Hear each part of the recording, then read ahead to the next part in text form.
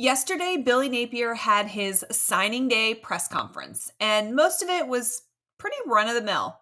He talked about some of the guys they got since the early signing period, and he talked about some of the staff changes and a few other things. But then he was asked about Ron Roberts, and that caused an absolute meltdown on social media. And maybe it was somewhat warranted, but let me know after you listen to this clip, and then we're going to chat about it. On that, I don't think executive head coach is a title I've seen before. Is it? Are there any specific new duties with that, or can you elaborate on that? Yeah, I mean, head coach for the defense. Basically a guy who oversees that side of the ball to some degree. Austin obviously is the coordinator, calls the plays and runs the unit meetings. But we're getting a guy who can coach the coaches, who can approve the installation, the game plans that really can get the best of that side of the ball. Essentially, he's the head coach of the defense to some degree, So, and I think the coordinator relationship there is one that's, those guys they're loving life right now. Okay. So, probably what's easiest here is to share the pros and cons on this. I think that this probably sounded worse than it actually is. And I think that the Gators got better by hiring Ron Roberts. But let's dive into these comments. He essentially said that Ron Roberts is the head coach of the defense. He also said that part of his job is to, quote, coach the coaches. So what this tells me is that ultimately, Austin Armstrong is just not ready to truly lead yet. And I'm not saying that's all on him. And I'm not saying it's a bad thing, because I don't necessarily think that it is. This is just how Napier assesses this situation. I think that Austin Armstrong clearly connects with the players. I think that he's fiery. I think that he's passionate. I think they love that he's young. He's close to their age. He relates well to them. And I think that Napier clearly has confidence in Armstrong's play calling ability, because he knows that they've got to improve this year. And he trusts that Armstrong is going to get that done. And that could work out just fine. But that probably gets to what worries me. So my concerns: the fact that Napier hired a defensive coordinator that wasn't ready to really be more than just a play caller is unsettling, right? We talk all the time on this channel about how the University of Florida is not a job for on-the-job training, right? That's why you cut your teeth in non-Power 5 schools, right? You're in the group of 5, you're cutting your teeth with the goal of making the jump to the Power 5. And maybe Austin Armstrong skipped a step or two along the way. And that doesn't mean that he's not going to be a great coach and that he doesn't have a skill set that's going to be really valuable here. But I think that this is maybe Napier saying maybe this wasn't the best move at the time. I also think it could present an opportunity for a weird power struggle later. Now, I'll say this.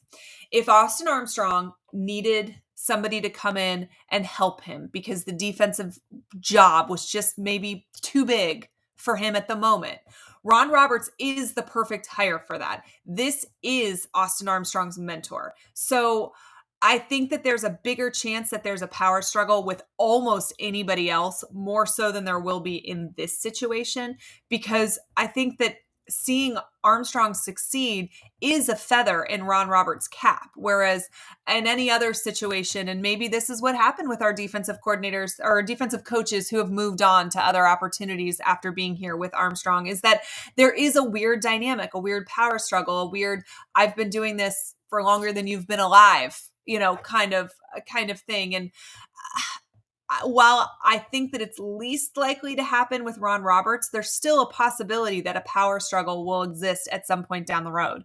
And whose voices do the players ultimately listen to if it's crunch time?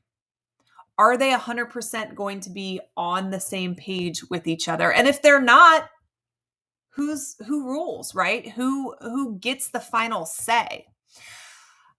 like I've said, Florida's just not a place for on-the-job training. It is a too big of a role for that. And that's kind of what Napier has admitted that we have going on here. So can it work? Yes. Will it work? I don't know. It kind of remains to be seen. But if I'm Billy Napier, essentially I just don't make this comment publicly, right? I think, those of us that have watched this hire happen and you follow the Gators and you probably thought like, interesting. He brought in Austin Armstrong's mentor. I wonder if that means, that he needs a little help or that maybe he wasn't quite ready for this or whatever. But we never expected Billy Napier to say that part out loud. And that's kind of what happened yesterday at the press conference. And so, the optics on that aren't great. But the good news is I think that the optics on it are worse than it will be in actual practice. But that kind of remains to be seen. Ultimately, this is going to be one of the biggest and most interesting case studies in all of college football. I have been around UF's program my entire life, and I have never heard of a head coach for the defense that wasn't a defensive coordinator. And, we know Billy Napier likes to come up with all these crazy creative titles and give everybody, their due, right? But this one concerns me. And listen, perhaps it goes off without a hitch. Perhaps it's something that truly sets UF apart and maybe it gives them an edge, right? And, we have been saying for so long, Gator fans in general, that Billy Napier has too much on his plate. So maybe when you give this executive head coach of the defense, whatever title, maybe there is some responsibility that is being moved from Napier's plate to Robert's plate. And if so, that's great. That's some of the things that we've been calling for, since Napier's been hired. So maybe that's what it is. I don't know. But on paper, I could see where this could be problematic. What are your thoughts? Does this concern you at all, or are you super excited about it and you think that it's an interesting chess move by Coach Napier? Let's talk about it down in the comments. And guys, thank you so much for tuning in. And listen, we are inching towards 10,000 subscribers. At this moment, we are about 300 people away. So if you are watching this and you haven't subscribed to this channel yet, what are you waiting for? Go do it. Go smash that subscribe button right now. Thank you, thank you, thank you for all the support. And as always, go Gators.